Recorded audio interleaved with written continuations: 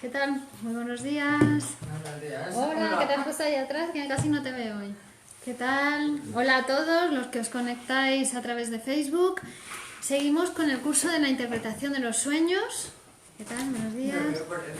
Vale, genial, muy bien, así te veo. Claro, que si no, no te veo y no puedo. Y hoy estamos en la cuarta clase del curso, ¿vale? Que en este curso vamos a ver todo el texto de la interpretación de los sueños de Sigmund Freud, que es en el que estamos basándonos, ¿no? Porque estamos hablando de la interpretación de los sueños psicoanalítica, desde el psicoanálisis. Y entonces esta es la clase cuarta, que se llama la deformación onírica, ¿vale? Seguimos trabajando la línea, la hipótesis que venía trabajando Freud, ¿no? El sueño es una realización de deseos. Pero ya habíamos visto la vez pasada con los sueños infantiles, si os acordáis, los sueños de los niños, que había un deseo durante el día que no se realizaba y después a la noche el niño dormía y soñaba, ¿no? Y le decía al día siguiente a Freud: papá, he soñado que hemos llegado a la cabaña de la colina, ¿no? O la niña que le decía: he estado toda la noche montada en el bote, ¿no? Es decir, en el sueño de los niños se ve muy claramente cómo el sueño es una realización de deseos sin apenas disfraz, porque en los sueños de los niños, como hay poquita censura, se muestra muy claramente. Aunque veíamos que había una pequeña deformación, siempre, porque el niño se veía, o sea, una cosa que era un deseo, que era un carácter optativo, sin embargo el niño se veía en el sueño en tiempo presente realizando esa actividad que durante el día no había podido realizar. O sea, ese era el pequeño disfraz que había en los sueños infantiles, es decir, que el deseo, el optativo, pasa a tiempo presente, a tiempo verbal, ¿no? Presente. Y además decíamos, es como una realización de deseos, porque ya Freud en ese capítulo nos mostraba la doble alteridad del sujeto psíquico. Es decir, una cosa es lo que yo deseo, lo que el niño deseaba y que se realiza en el sueño, y otra cosa es la realidad. En la realidad no se realizaba nada, ¿no? Como cuando en el sueño de Freud, que soñaba, ¿no? Que se acostaba después de una cena copiosa con mucha sed y soñaba que bebía agua en un vaso, pero realmente la sed no se saciaba en la realidad. En sus sueños sí, parecía que se saciaba, ¿no? Era como la realización de un deseo, pero no había realización de deseo en realidad, ¿no? Entonces vimos los sueños de comodidad y los sueños infantiles para demostrar esta cuestión. Entonces ahora Freud dice, estamos entonces trabajando que el sueño es como la realización de un deseo, pero ustedes me podrán decir, o rápidamente puede haber opiniones que digan, bueno, ¿cómo va a ser la realización de un deseo? ¿Y qué pasa con los sueños de angustia? ¿O qué pasa con los sueños que tienen un contenido penoso, ¿no? Desagradable? ¿Cómo va a ser eso la realización de un deseo? Entonces, en este capítulo, Freud nos va a mostrar cómo sí es la realización de un deseo y cómo interviene la deformación onírica, ¿vale? Buenos días a todos, mi nombre es Virginia Baldomino, soy psicóloga y psicoanalista del Grupo Cero, y este curso lo estamos realizando por deseo, por organización de la Escuela de Psicoanálisis y Poesía Grupo Cero en Alcalá de Henares, Madrid, España, y lo transmitimos en directo al mundo entero y después también lo subimos a nuestro canal de YouTube, con lo cual son cientos y cientos y miles de personas que después ven este curso. Así que para todos vosotros nuestro objetivo es difundir el psicoanálisis, ¿no? Que se conozca la ciencia del psicoanálisis, y por eso hacemos estos cursos. Bueno, entonces, ¿por qué un sueño de angustia o un sueño penoso también es una realización de deseos? Dice Freud, muy sencillo. Primero porque en el sueño de angustia o el sueño penoso, eso, lo que recordamos del sueño, es el contenido manifiesto del sueño, ¿no? Es lo que nosotros nos recordamos cuando nos despertamos. Pero hemos visto que la realización de deseos, o sea, el deseo que se realiza en el sueño, para conocerlo hay que hacer un trabajo de interpretación del sueño. ¿vale? Es decir, no es lo mismo lo que nosotros recordamos del sueño, que nos puede parecer absurdo, doloroso, ininteligible, indiferente, ¿vale? Pero con eso que hacemos, ese es el contenido manifiesto, con eso que hacemos la interpretación del sueño, para lo cual el soñante va a tener que hablar, va a tener que asociar libremente. Y después de asociar libremente vamos a tener ya la materia prima para poder interpretar el sueño. Bueno, pero ahí cuando interpretamos el sueño es cuando vemos qué deseo se está realizando en el sueño, pero no antes de realizar la interpretación, ¿vale? Entonces tenemos contenido manifiesto, lo que recordamos del sueño, y la interpretación del sueño, que ya es algo que obtenemos después de hacer un trabajo con el soñante, ¿vale? Entonces Freud dice, ¿ves? Comparando los dos, el contenido manifiesto y la interpretación del sueño, vemos que la realización de deseos es una vez que hemos interpretado el sueño. Antes solamente tenemos el contenido manifiesto, que puede ser desagradable, que puede ser angustioso, que puede ser indiferente, ¿vale? Entonces, nuestra teoría, la teoría del psicoanálisis, la teoría de que el sueño es una realización de deseos, no se basa en el sueño manifiesto, en lo que recordamos, sino en el sueño después de ser interpretado. ¿Se entiende esto, no? Vale. Podéis preguntar cualquier cosa que tengáis dudas o lo que sea, les podéis ir preguntando, ¿vale? Entonces, claro, uno dice, es que yo tuve una vez un sueño que era muy desagradable, muy penoso, ¿cómo va a ser eso una realización de deseos? Entonces yo te preguntaría, ¿pero lo analizaste? ¿Analizaste ese sueño para ver si era una realización de deseos? Seguramente no. Porque si lo sometemos al análisis, del psicoanálisis, vamos a ver que sí, ¿vale? Entonces, podemos concluir que después de la interpretación, los sueños de angustia, los sueños desagradables, los sueños penosos, las pesadillas, son una realización de deseos, pero después de ser interpretados. ¿Y si no son interpretados, no? Si no son interpretados, no sabemos lo que son. Es solo lo que tú recuerdas del sueño, pero... Que son desagradables. Que es desagradable, ¿vale? Porque, Pero... por ejemplo, cuando sueñas con muertos, por ejemplo, yo sueño muchas veces con mis padres. Hoy os he traído un ejemplo de eso para ver. Sí. No, como incluso no esos sueños que uno sueña con que se muere un familiar querido no, o que algo. Ya están muertos, pero que viven en tu sueño, viven y bueno. hablas con ellos. Ajá. Y eso quiere decir... Eso hay que interpretarlo. Sí. Sea cual sea el contenido Y manifiesto. si es de películas y de todo eso, todo. también. Hay que interpretarlo. Hay que interpretarlo. Yo siempre he pensado que era porque te ha quedado un miedo y entonces en el sueño pues estás como más sola y entonces se te va al sueño lo que de verdad te da miedo en la realidad. A mí, por ejemplo, me dan miedo las ratas y los ratones. Yo sueño de vez en cuando con esas cosas. Ajá. O con los muertos. Toda la vida me han dado miedo. Ajá. Entonces una de las cosas que yo tengo miedo es a los muertos. Que mi padre era médico y me decía, tienes que tener miedo a los vivos. Los muertos, pobrecitos, ya no hacen nada. Ajá. Bueno, vale. Pero eso que tú recuerdas del sueño es un disfraz. ¿Sí? Ese miedo del sueño es un disfraz. ¿Tú crees? Sí. No es que lo creas, sino que es lo que nos va a explicar hoy Freud por qué. ¿Vale? Que todo lo que recordamos del sueño, el contenido manifiesto, ¿no? Cuando uno se despierta del sueño, si me lo contáis, ¿no? Mira, hoy esta noche he soñado esto. Yo tomo nota, puede ser un párrafo, 2 párrafos, una página, ¿no?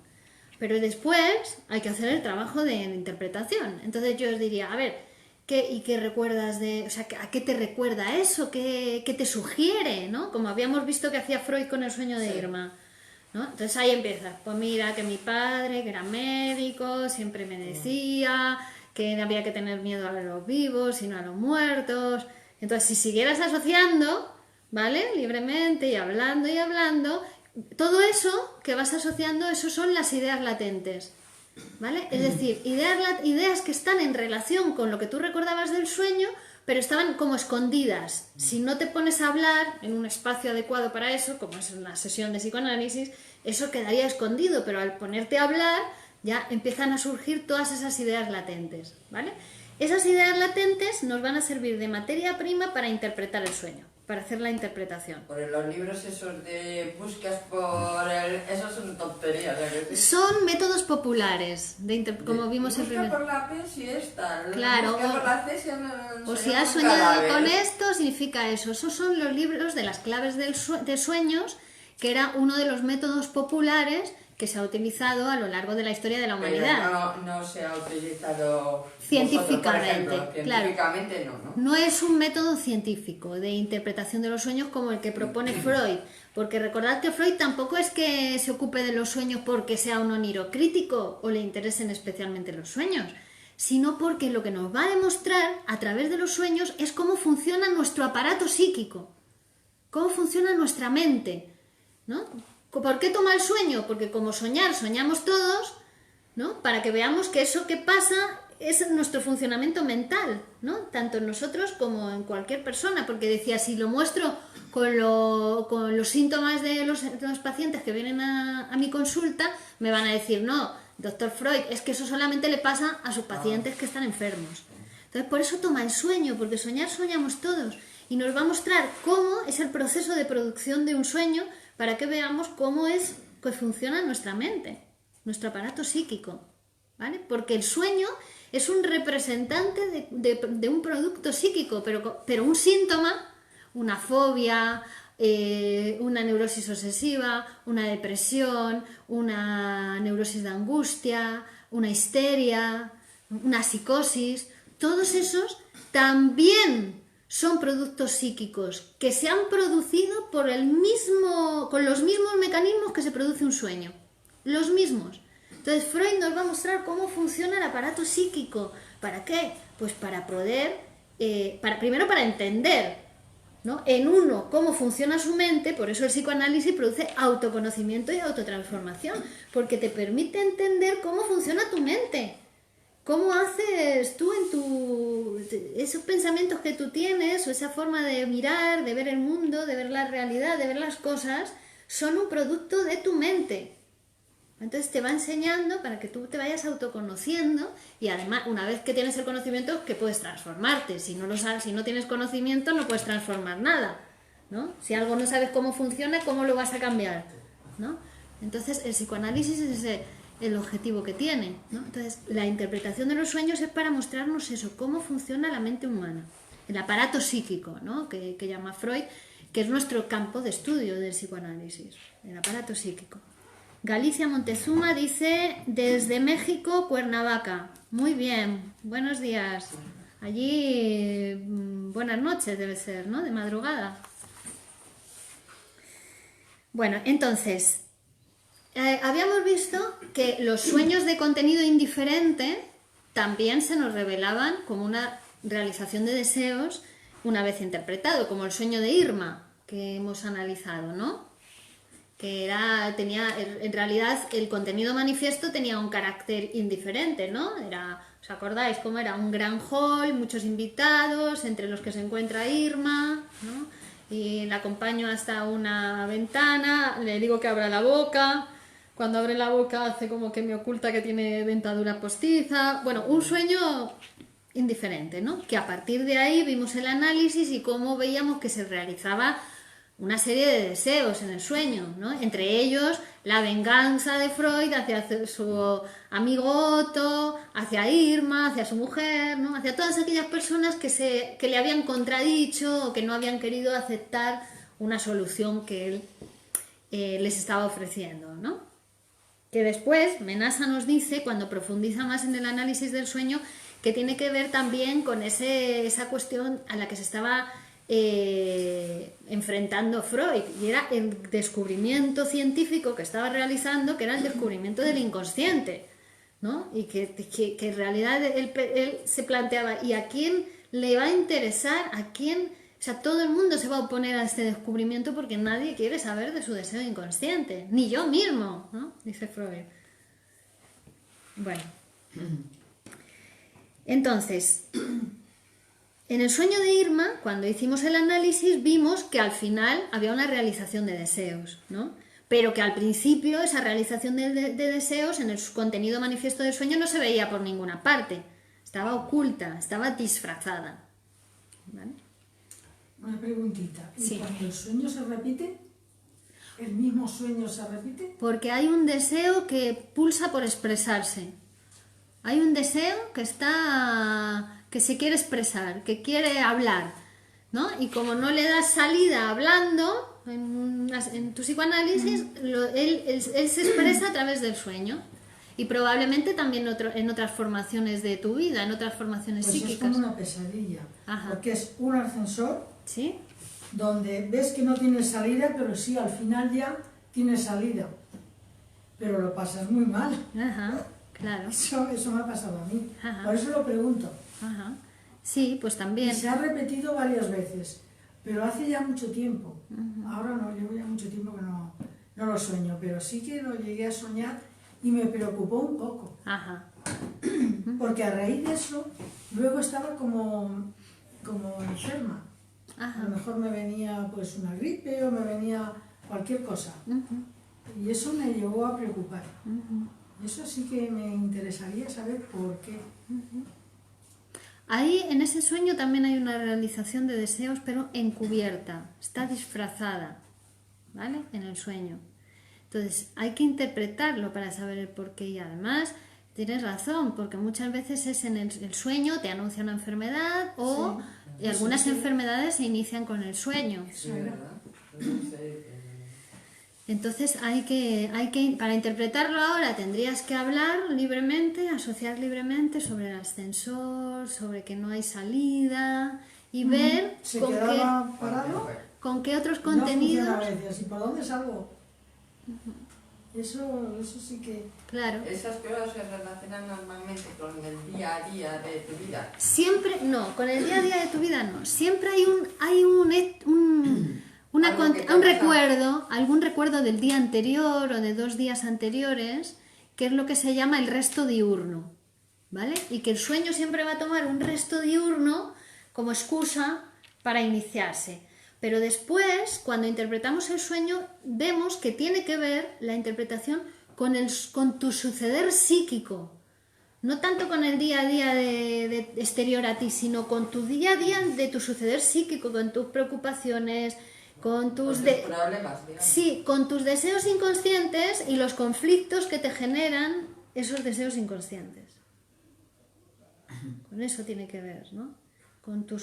El sueño es un producto complejo totalmente concatenable a tu vida psíquica, a tu suceder psíquico. El que no haya soñado varias noches, bueno, que no te acuerdes del sueño, por soñamos, Soñar no quiere decir que eso quiere decir que no es que estés preocupada. Dicen que cuando sueñas es porque estás preocupada con algo, ¿no? No, O no tiene nada que ver. mirad, el sueño, o sea, el motor de la vida es el deseo, ¿no? Cuando uno deja de desear, se muere. Ese es el motor de la vida, ¿no? Dejas de desear, te empiezas a enfermar y te acabas muriendo. Entonces, ese motor de la vida, que es el deseo, la pulsión de vida... La ilusión, digamos. Claro. También llamado ilusión. Sí, la ilusión ya es asociado a una idea, pero es más que la ilusión, es pulsión, es pulsional, es una energía, es una fuerza, ¿no? Que además es como el inconsciente, se abre y se cierra, que te hace abrir y cerrar los ojos 60 veces por minuto, ¿no? Que te hace poner el cuerpo, que te hace abrir todos los agujeros de tu cuerpo, estar en contacto con... Eso es la vida, la pulsión de vida, ¿vale? Esto es inconsciente. La pulsión de vida es pulsión, es una fuerza, es una energía, pero que pulsa, ¿no? Está constantemente pulsando. Pulsando quiere decir como un pulso, como el pulso. Es lo que da el pulso a tu vida, el motor. Esta pulsión de vida no para nunca. Cuando para, morimos, decíamos, ¿no? Entonces, cuando dormimos, no para. También está funcionando la pulsión de vida. Pero ¿qué pasa? Que si no hubiera en nuestro aparato psíquico un mecanismo que hiciera algo con esa pulsión de vida, no podríamos descansar, no dormiríamos, estaríamos todo el día despiertos, no podríamos descansar, pero el descanso es necesario para nosotros, para biológicamente hablando, ¿no? Dormir. Entonces, el sueño, dice Freud, es el guardián del reposo. Su función, la función del sueño es que podamos dormir. ¿Por qué? Porque con toda esa energía psíquica y todas las representaciones que hay en nuestro aparato psíquico, palabras, recuerdos, fantasías, con todo eso, ¿qué hace? Un sueño, ¿no? Una alucinación. Un sueño es un contenido alucinatorio mientras dormimos. Lo que pasa es que sabemos que es un sueño, no lo confundimos con la realidad, aparentemente, porque luego muchas veces se confunden lo que hemos soñado, con lo que hemos percibido, con lo que hemos sentido, con lo que nos ha pasado en la realidad. Porque el aparato psíquico es así. Puede dar por un hecho real algo que uno ha soñado. Bueno, y se puede enfermar a raíz de un sueño también. Es así de lábil el aparato psíquico. Pero entonces el sueño es el guardián del reposo. Hace con toda esa energía un sueño, un contenido alucinatorio, como si lo estuvieras viviendo en sueños, y así no te tienes que despertar, así esa energía no te despierta. ¿Vale? Pero eso es una cosa, ¿no? El sueño es el guardián del reposo, pero el motor que es el deseo, el motor de la vida y el motor del sueño, tiene que ver con esos deseos sexuales, infantiles y reprimidos, que son los que se expresan en el sueño, ¿vale? Que son contenidos de los que no queremos saber, por eso son inconscientes, por eso se reprimieron. Hay unos que recordamos y otros no. Y otros no recordamos. Tenemos dos fases o tres de sueño, donde el REM, el sueño REM, el de los movimientos rápidos, sí, pero no tienen tanto que ver con la fase, sino con la censura, el recordar o no los sueños. Es decir, porque hay unos que recuerdas y otros no. Exacto. Hay días que recuerdas que has soñado y hay días que no, siempre has soñado, pero hay días que lo recuerdas y días que no. ¿Eso a qué se debe? Al efecto de la censura psíquica. Cuando no recuerdas nada es porque la censura hizo una tarea total. No recuerdas nada de eso. No puede que sean más vagas ni más buenas. No. No tienen nada que ver. Es por la censura. O sea, eso no nos interesa y entonces Claro, no quiero saber de eso. También la censura está ejerciendo efecto en todo sueño, ¿vale? De hecho, estamos hablando aquí de la deformación onírica. Quiere decirse que entre el deseo que produce el sueño y el sueño manifiesto, que es lo que nosotros recordamos y que no tenemos ni idea de lo que significa, se ha producido un proceso que se llama de deformación. Se ha deformado el deseo para que no sepamos nada de él en el contenido manifiesto, para que esté disfrazado, escondido, transformado, deformado. Eso se llama deformación onírica, ¿vale? Entonces dice Freud, para demostrar esto os voy a traer otro sueño propio, ¿vale? Bueno, la información preliminar, sabéis que siempre Freud nos da un poquito la información de qué le estaba pasando en esos días para encuadrar el sueño que ha tenido. Entonces dice, la información preliminar es que alguien me presentó a la universidad como candidato a ser profesor de la universidad, ¿no? Entonces, pues yo tenía mucho interés en este puesto, pues porque para un médico que además le nombren profesor en la universidad, pues le da un prestigio casi que le endiosa de cara a sus pacientes y demás, ¿no? Entonces, yo tenía mucho interés en este puesto. Pero, claro, yo sabía que había colegas míos que también habían sido nombrados para ese puesto, que tenían merecimientos de sobra como yo para ganarlo, pero no les habían dado esa posición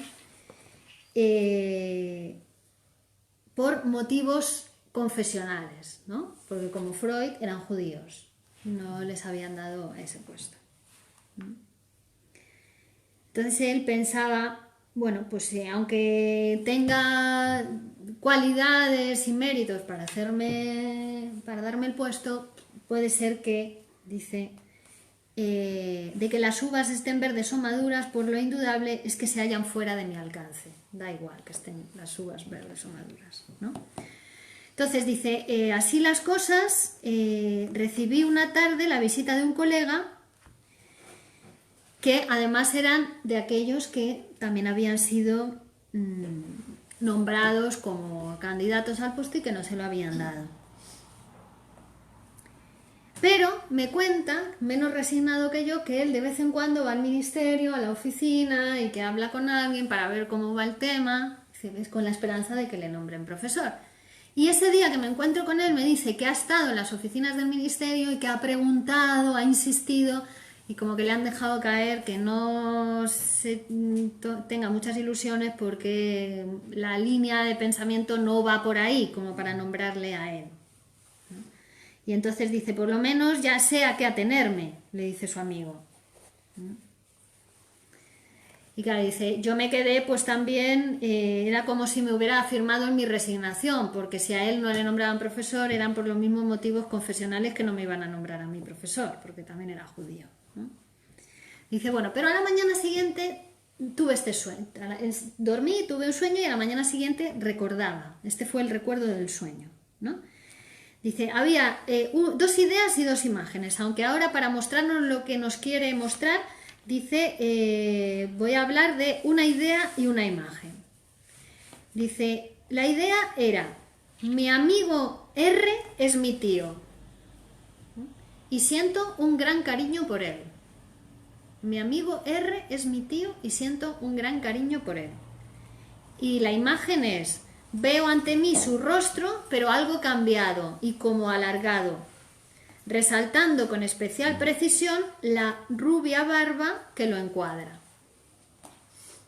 ¿Vale? Eso es lo que recuerda del sueño. Y entonces dice, voy a hacer la interpretación. Y dice, bueno, lo primero que me vino a la cabeza fue, qué disparate de sueño, esto no tiene ningún sentido. Buah, no lo interpreto.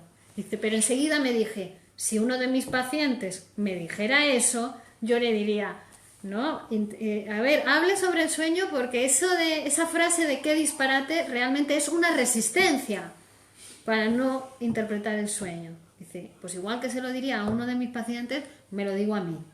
Voy a ver qué me está diciendo este sueño porque hay algo importante dada la resistencia que siento para interpretarlo, ¿no? Entonces, dice, R es mi tío. A ver, ¿qué se me ocurre con esto? Dice, yo solamente tengo un tío, que es mi tío José, que además, llevado por el ansia del dinero, ¿no?, tuvo un percance desagradable en su vida, ¿no?, porque se metió en unos asuntos que le llevaron a cometer un delito.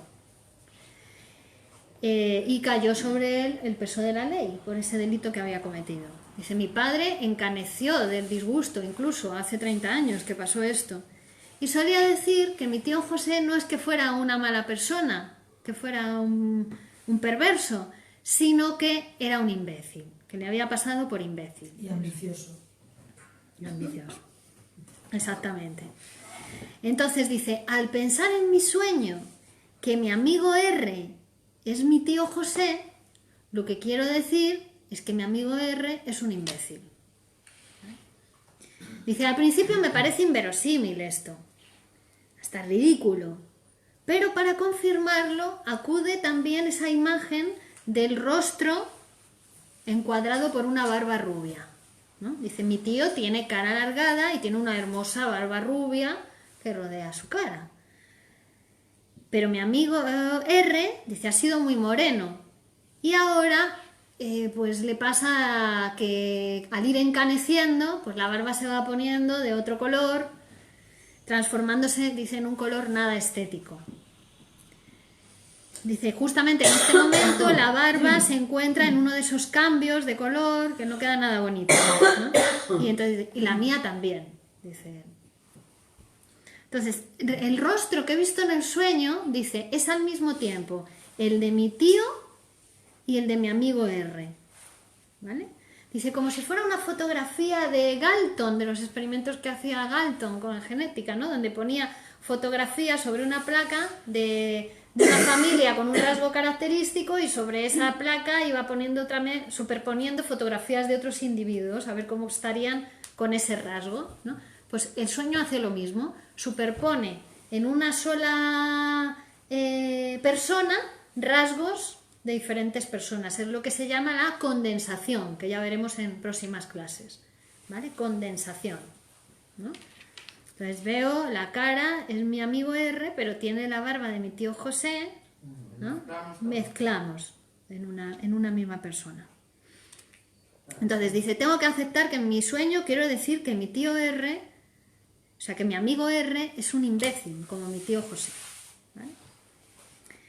Dice, pero mi tío José era un delincuente y mi amigo R es un hombre de conducta intachable. Dice, aunque también, ahora ahí se acuerda, aunque también él ha sufrido los rigores de la ley por atropellar una vez a un niño con una bicicleta. Dice, pero qué ridículo esto, no tiene sentido, ¿no? Qué ridiculez. Dice, pero esto me recuerda a la conversación mantenida con otro amigo mío, N, que también ha sido propuesto para el puesto de director, justamente, y que me lo encontré el otro día y me felicitó. Me dio la enhorabuena por haber sido nombrado. Y entonces Freud le dice, no sé por qué usted me da la enhorabuena, sabiendo mejor que yo, por su experiencia propia, que el poco valor que tienen estas propuestas. Y él le dice, a su amigo N le dice, ¿quién sabe? ¿Ignora usted que yo fui objeto de una denuncia? Era todo una cuestión, era un intento de chantaje, pero a lo mejor el ministerio tiene en cuenta eso para no darme el puesto a mí. Y no es por motivos confesionales. Entonces, claro, Freud tiene todo esto, ¿veis? Asociación libre, todo lo que se le ha ocurrido sobre el sueño. Y a partir de ahí, con toda esta información, hace la interpretación. Y entonces dice, claro, vamos a ver, yo he soñado esto porque si se debe a razones confesionales, ¿no?, que no le hayan dado a mis dos colegas el puesto, pues entonces a mí me va a pasar lo mismo, que no me van a dar el puesto de profesor. Dice, pero claro, si yo consigo atribuir en mi sueño que a mi amigo R no le han dado el puesto porque es un imbécil y a mi amigo N no le han dado el puesto porque es un delincuente, pues ya está, ya lo tengo resuelto. Entonces a mí me podrían dar el puesto porque a mí no se me puede oponer ni ser un imbécil ni ser un delincuente. ¿Vale? Pero veis, es una cosa del sueño, porque él dice, o sea, yo sé perfectamente que mi amigo R no es un imbécil. Y también creo firmemente en lo que me ha contado mi amigo N, de que lo que le hicieron era un chantaje, que no cometió ningún acto ilícito, ¿no? Dice, pero es que el sueño no tiene en cuenta eso, el sueño expresa mi deseo de que así fuera. El sueño expresa un deseo, ¿no?, que no tiene que ver con la realidad, expresa el deseo del soñante, el deseo de Freud de que así fuera, de que su amigo uno fuera un imbécil y el otro fuera un delincuente. Y por eso toma la imagen de su tío José, ¿no?, que era un delincuente y que su padre además decía que era un imbécil. ¿Veis cómo funciona el sueño, no? Entonces dice... Igual se le puede cumplir su deseo. Exacto, en el sueño. Claro. No en la realidad es otra, pero en el sueño sí. Claro, entonces dice Freud, mira, ahora recuerdo otro fragmento del sueño que todavía no me había preocupado. Y dice, el fragmento era que mi amigo R es mi tío y siento un gran cariño por él. Entonces dice, ¿esto del cariño? ¿De dónde proviene este sentimiento? Dice, hombre, es mi amigo R, pero precisamente tampoco se puede decir que nuestra relación sea cariñosa o nuestra actitud sea cariñosa. Dice, el cariño que siento es parte del contenido manifiesto del sueño. Eso es lo que yo recuerdo del sueño. Siento un gran cariño por él. Pero esto no es el contenido latente, no es la verdad que está escondida detrás del sueño.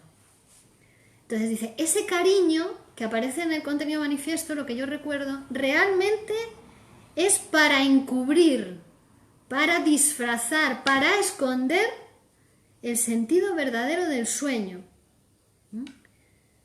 Claro, dice, por eso tantas veces pensé que el sueño era un disparate, porque realmente había una gran resistencia en mí a descubrir cuál era el verdadero sentido del sueño.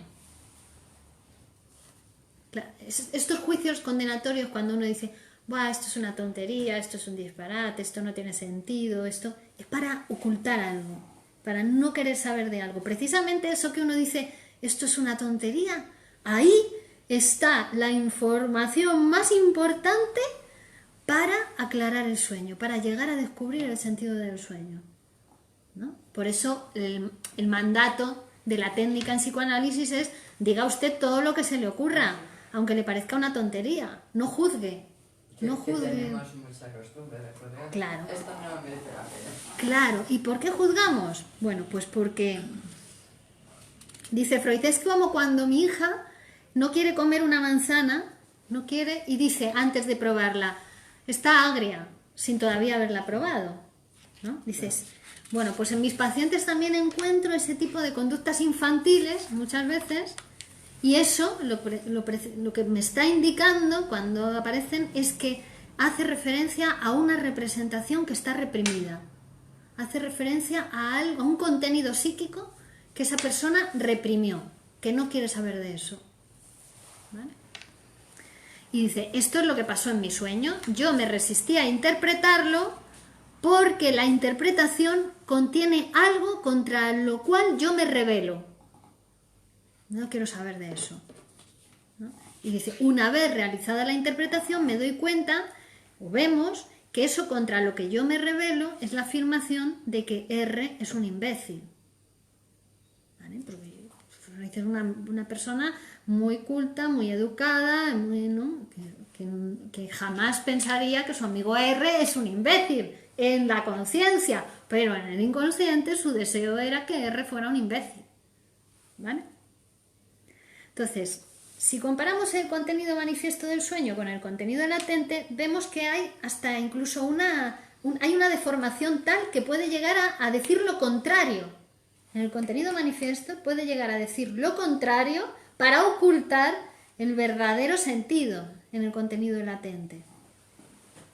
Y eso es para lo que sirve la deformación. Es decir, es una deformación intencionada que hace el sueño para que no sepamos acerca del verdadero sentido del sueño. Eso pone un sentimiento cariñoso hacia su amigo R cuando realmente el sueño nos ha interpretado que lo que sentía era que su amigo R era un imbécil. ¿Veis? Es para compensar. Dice, es como si en un país hay un jefe de Estado muy dictatorial, ¿no? Y entonces el pueblo se mueve para que quite a uno de sus ministros porque es malísimo, ¿no? Entonces el jefe de Estado, solamente para llevar la contraria al pueblo, lo que hace es que encumbra a ese ministro y le da un puesto todavía más elevado o más responsabilidad, ¿no? Viene a hacer algo así el aparato psíquico. En la vida social encontramos, dice, un proceso paralelo en la cortesía. Dice, es como un disimulo que hace el sueño. En la cortesía, o se encuentran dos personas donde una tiene un estatus mayor o más encumbrado y otro piensa mal de él, pero en la relación es cortés, disimula, ¿no? Las frases que le gustaría decirle no las dice, las cambia, las transforma, las deforma, las disfraza, se hace el simpático, ¿no? Y toda una serie de precauciones para no expresar los verdaderos sentimientos o pensamientos que tiene hacia esa persona. Bueno, pues el sueño hace lo mismo. Disfraza, transforma, deforma. Dice, o también, otro ejemplo es el escritor el periodista, por ejemplo, que quiere decir unas cuantas verdades sobre el gobierno, pero si las expresa sin disfraz alguno, va a venir la censura del medio donde trabaja y le va a reprimir, ¿no? A priori o a posteriori de hacer las declaraciones. Entonces, dice, el escritor lo que hace, temeroso de la censura, va a atenuar, va a deformar la expresión de sus opiniones. Entonces, prescindirá de toda forma de ataque, va a hablar por medio de alusiones sin hablar directamente del tema, y va a ocultar sus juicios bajo un disfraz en apariencia inocente. Por ejemplo, para hablar de dos políticos, del caso de dos políticos de España, habla de dos mandatarios chinos, ¿no? Por alusión habla de lo que pasa aquí, pero refiriéndose a otros, para no hablar directamente del tema porque la censura no se lo permite. ¿Vale? Cuanto más severa es la censura, más chistosos son los medios que utiliza el escritor para poder referirse a eso que está pasando. Que se me pasa una cosa por la cabeza. ¿Te acordaste de algo, no? Claro, de lo que estamos viviendo, de Claro, lo que tenemos a nuestro alrededor. exactamente, ¿no? Se ve muy bien. Claro, es que el sujeto es psíquico y social al mismo tiempo. Entonces las cosas que pasan a nivel social son una expresión de cómo funciona nuestro aparato psíquico también. Vale. Entonces los fenómenos de la censura nos muestran que hay poderes psíquicos, que hay diferentes poderes psíquicos en nuestro aparato psíquico, ¿no? Como diferentes corrientes, diferentes sistemas. Uno es el que expresa el deseo que ha hecho el sueño, el motor del sueño expresa el deseo tal cual, ¿no? Mi amigo R es un imbécil, ese es el deseo que se quiere expresar, y el otro ejerce una censura sobre ese deseo, ¿no? ¿Cómo? ¿Cómo ejerce la censura? Pues hace que se deforme para poder expresarse, que lo haga por alusión, que cambie su apariencia, ¿no? Que lo diga de una manera más cortés, pero están esos dos poderes en nuestro aparato psíquico. Entonces, esa segunda instancia, la que ejerce la censura, es la que tiene el privilegio, da el privilegio de acceder o no acceder a la conciencia. Es decir, es la que dice, tú, esto es demasiado fuerte, tú no pasas a la conciencia. O te deformas, o te disfrazas, o eso no se puede decir así. ¿Vale? Esa es la segunda instancia, es la que controla el acceso a la conciencia de los contenidos inconscientes, de los deseos inconscientes. Entonces no deja pasar nada sin ejercer su derecho de imponer los contenidos que aspiran a pasar a la conciencia. Tú haz estos cambios que son convenientes, ¿no? Eso es lo que hace la censura psíquica. Es una pena, pero Bueno, no. es una hipocresía muy grande la que hay. Sí, pero también en nosotros, ¿no? Claro, Pero que funciona así el aparato psíquico. Sí, si quieres estar aquí, tienes que ser hipócrita. Si no, ya sabes lo que te ocurre. Claro, eso es. Qué pena, ¿verdad? Claro. Sí. Eso es política y es necesario. Claro. Si no, no se entiende. Ya. Claro. No, y es que en el aparato también hay política. En el aparato psíquico también hay diferentes instancias que juegan a ver quién tiene más poder, ¿no? Entonces, claro, pero todo está dentro de ti, en ti. Entonces, el psicoanálisis te va ayudando también a regular, ¿no? Porque a veces la moral se hace demasiado fuerte. Es la y única forma de comunicarse. Claro, te llega a enfermar. Es la única forma de comunicarse y que haya diálogo. Claro. Si no, Exactamente. Claro, que hablar es muy importante. Si no se habla, no se puede pasar a la acción, no se puede realizar ninguna acción de transformación de la realidad sin hablar, sin expresar, sin poner en palabras.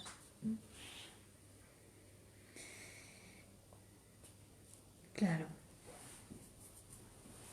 Les dice, la segunda instancia que domina el acceso a la conciencia distingue a mi amigo R con una exagerada ternura, pero precisamente porque las tendencias del primer sistema quieren denigrarle, calificándole de imbécil, ¿no? Es lo que se llama sueños hipócritas.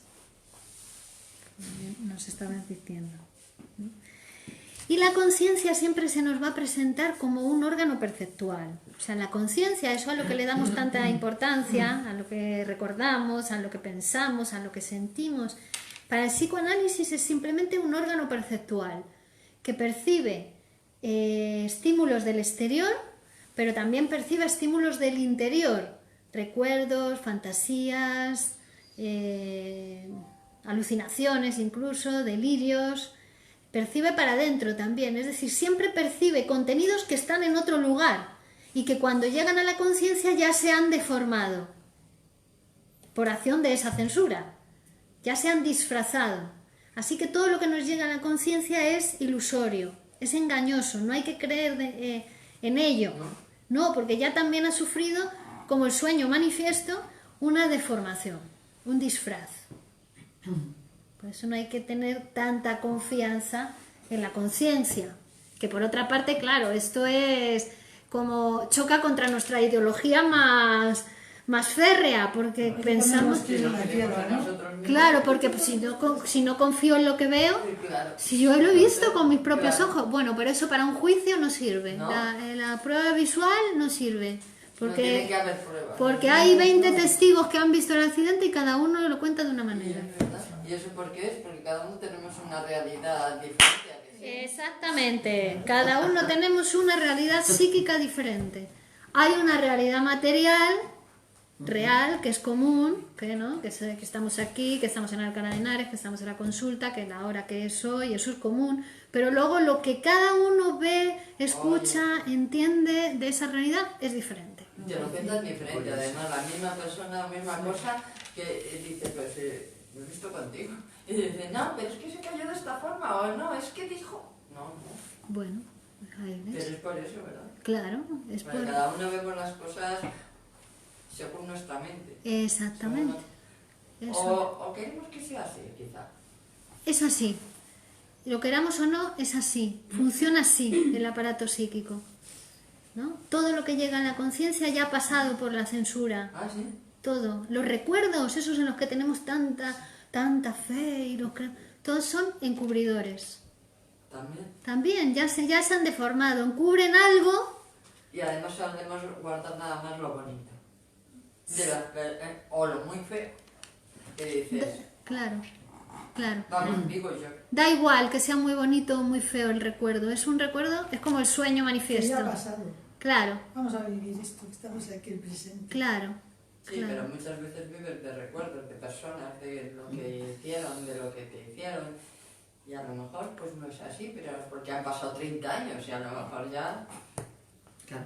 lo has disfrazado como se suele decir. Eso. Vas a apañar para que te guste a ti un poquito. Sí, para no saber de una verdad que hay ahí.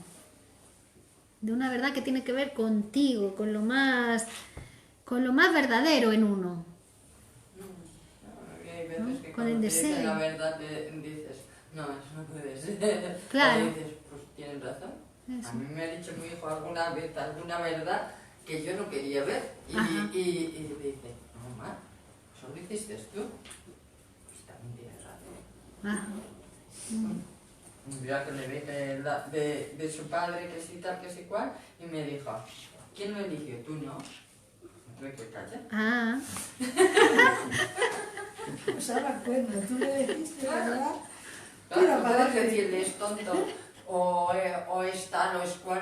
Entonces, yo no tengo la culpa, la que lo elegiste fuiste tú. Y tenía 16, 17 años por aquel entonces mi hijo. Ajá. Ahora ya tiene 30. Pero ahí dije, pues, tienes razón. No puedo juzgar a alguien o hablar mal de alguien de cual yo lo elegí en su momento. ujú. Y el chico no tiene la Bueno, culpa. poder sí que se puede, ¿no? Hombre, poder se puede, pero no se debe No se de debe. cara a los hijos, ¿no? Eso es, entre el poder y el deber, o sea, puedo, pero no debo. Es que también ahí hay un... Claro, esa también es el efecto de la censura psíquica, ¿Sí? ¿no? Puedo, pero la censura Pero dice no debes. No debes. No claro. puedes, por no lo puedes. que te van a juzgar, por lo que te van a juzgar. ¿no? Claro, y por lo No, que te porque vas a te juzgas juzgar. tú mismo Exacto. también. Claro, No es solo juzgar a los demás, sino tú mismo. claro. Exacto, porque en tu aparato psíquico es un grupo. Cuando Freud dice somos sujetos psíquicos y sociales al mismo tiempo, quiere decir que no somos individuos, como si fuéramos uno, sino que somos divididos. En nosotros está el deseo de decir qué estúpido, qué tonto es, no sé qué y tal. Pero en ti también está la censura que te dice, pero si es el padre de tu hijo, ¿Cómo va a ser tan tal? Y está la moral, pero ¿cómo puedes pensar eso del padre de tu hijo? Y además la moral, si puede, te busca oportunidad para Y si ser no, castigada siempre- por eso que has pensado o que has deseado, ni siquiera por algo que hayas Y si hecho. no, siempre hay alguien que te lo recuerda. Claro, si no te pones al alcance siempre de alguien que te diga, ay, pero ¿cómo puedes pensar eso? Qué mala persona eres, para que te castigue, ¿no? Pero no es el otro realmente, es que tú también te pones ahí, te expones a ese otro para que te lo diga. Sí. Es decir, que en el aparato psíquico es muy complejo, están todas esas instancias. ¿Sí? ¿Vale? Bueno, entonces, aquí en este capítulo Freud, si queréis leerlo en casa, está lindísimo, Sí. nos trae el sueño de la bella carnicera, nos trae el sueño de los servicios de amor, varios sueños de pacientes que lo que desean es que Freud no tenga razón con su teoría y le llevan sueños para mostrar que no es una realización de deseos y él le va demostrando que sí, ¿no? Otro hombre que sueña que es detenido por la policía por un infanticidio y resulta que tenía que ver con, bueno, pues que la noche anterior había tenido relaciones sexuales con una mujer casada y que habían habían practicado el coitus interruptus para no dejarla embarazada, ¿no? Otro sueño, este muy interesante, un sueño de contenido penoso de una señorita joven, una paciente de él, que sueña que se muere su sobrino, el único sobrino que tiene, al que ella quiere muchísimo, y dice, ¿cómo puede ser que yo haya soñado esto, doctor? Es que deseo la muerte de mi sobrino, pero ¿cómo puede ser si además mi hermana ya murió? Su otro hijo anteriormente es el único hijo que le queda, qué mala persona soy, ¿cómo puedo soñar esto, no? Encima no he sentido ningún tipo de dolor en el sueño, más bien al contrario. Entonces Freud interpreta el sueño, ¿no? Ella empieza a hablar y le empieza a contar que ella había tenido relaciones amorosas con un hombre amigo de su hermana que venía a verla a la casa y que bueno, pues la hermana no le gustó mucho esa relación, intervino y al final se rompió la relación, pero ya seguía enamorada de él, ¿no? Y como él, cuando murió su primer sobrino, o sea, el hermanito de este otro, ese señor había venido al entierro del primer sobrino. Entonces lo que se expresaba en el sueño no era que muriese su otro sobrino, era su deseo de ver de nuevo a ese hombre del que ella estaba enamorada. Entonces vemos cómo, claro, era un disfraz, era una apariencia el sueño manifiesto. Después de interpretado, era otro el deseo que se realizaba. Para enterarte de tal, vamos, Claro. no puedes pensar en la vida. Claro, por eso tampoco hay que confiar en el sueño manifiesto. He soñado que se moría no sé quién, ¿cómo puedo? ¿Que eso es una realización de deseos, Virginia? No puede ser. ¿No? Yo no soy tan mala como para desear eso. No, eso es la apariencia del sueño. Eso es el disfraz del sueño. Vamos a interpretarlo. A ver qué deseo es el que se está escondiendo ahí. Claro, exactamente. Entonces podemos ir ya transformando la tesis inicial, que era el sueño es la realización de un deseo. Ahora ya Freud añade aquí, el sueño es una realización disfrazada de un deseo reprimido. ¿Vale? Y así vamos a ir complejizando la tesis que nos va a guiar, ¿vale? Que ya el sueño es una realización disfrazada de un deseo reprimido. Bueno, como os decía, si queréis podéis leer en casa, os recomiendo la traducción de López Ballesteros, de la interpretación de los sueños de Luis López Ballesteros y de Torres. La podéis encontrar en internet. Y cada clase que vamos viendo es un capítulo del libro. Entonces, bueno, si queréis... Pero no es que dijiste de la interpretación. La interpretación de los sueños de Sigmund Freud. Sí, eso. ¿Vale? Digo, Pero por si la queréis ir. traducción de... Traducción de López Ballesteros, que el propio Freud le felicitó a este señor por la. Yo el otro día por la fui a comprarlo, maravillosa. pero me daban otros que no eran la misma. No era ese traductor. Vale, no, es mejor esa porque es que cambia muchísimo de una traducción ¿Sí? a otra. Ya digo que Freud supervisó la traducción de este señor, porque, Cambian de unas a otras, mucho, Claro. aunque sea el mismo libro. aunque sea el mismo libro. No, y esta es la más fiel a lo que Freud Que escribió, decía. que escribió en alemán y es una traducción al castellano, ¿no? Claro. Que hizo este señor. Bueno, seguimos el próximo martes. Nos encontramos a las muy 10 bien. y el próximo martes vamos a hablar de material y fuentes de los sueños. Vamos a ver de dónde saca los sueños el material, ¿no? Para hacer el contenido del sueño. ¿Vale? Bueno, pues muchas gracias. Gracias, chicos. Hasta el martes. Chao. Bueno, muy bien. Hasta luego. Hasta luego.